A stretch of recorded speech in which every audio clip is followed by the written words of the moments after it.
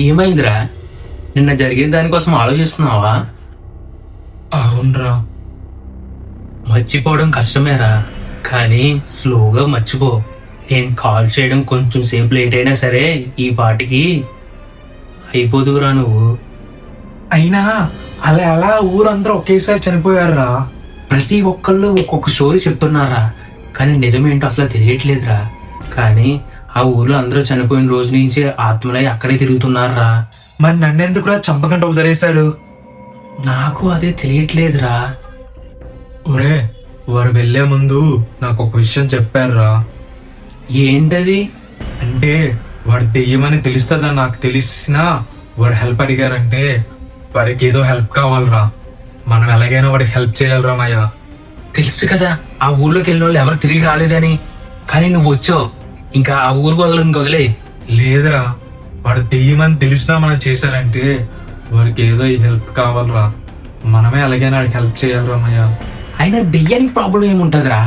వాడు నన్ను చంపాలనుకుంటే అప్పుడే చంపేసేవాడు, కానీ చంపకంటే వదిలేశారంటే మన సహాయం వాడికి కావాలరా. ఏం మాట్లాడుతున్నావురా? ఆ ఊరికి వెళ్ళిన వాళ్ళు ఎవరు తిరిగి రావట్లేదని నీకు తెలుసు కదా. అక్కడికి వెళ్తే మాత్రం మంచిగా ఉండదురా, చెప్తున్నాను. రే, నువ్వు వచ్చినా రాకపోయినా నేనైతే వెళ్తున్నాను రా, సరేనా? ఈడి చచ్చి నన్ను చంపేలా ఉన్నాడే. పద వెళ్దాం. సరే పద వెళ్దాం.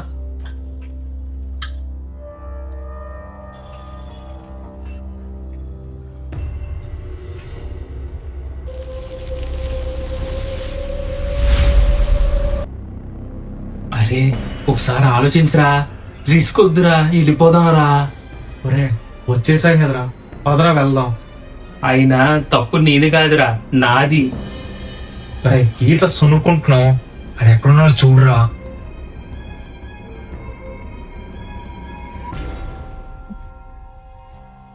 ఒరే మనీ,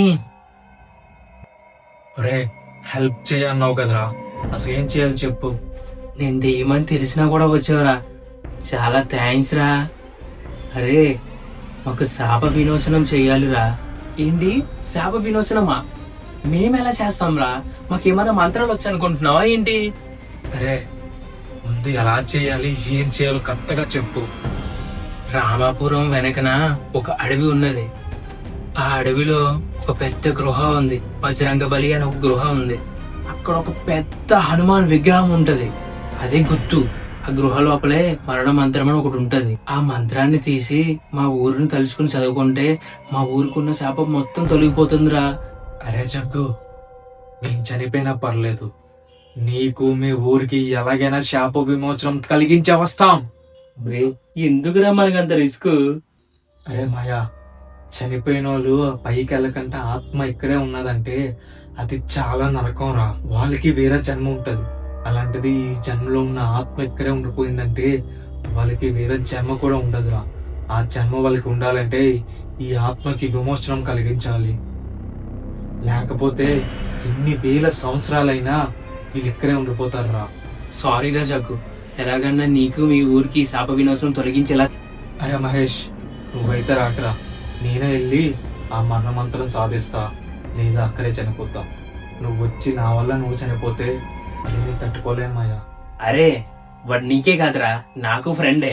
అరే ఎలాగన్నా ఈ ఊరికి శాప వినాశనం తొలగించుకునే వద్దాం. మంచి పనే కదా చేస్తున్నాం, అంతా హనుమంతుడే చూస్తాడు. జై బజరంగ బలి. జై బజరంగ బలి.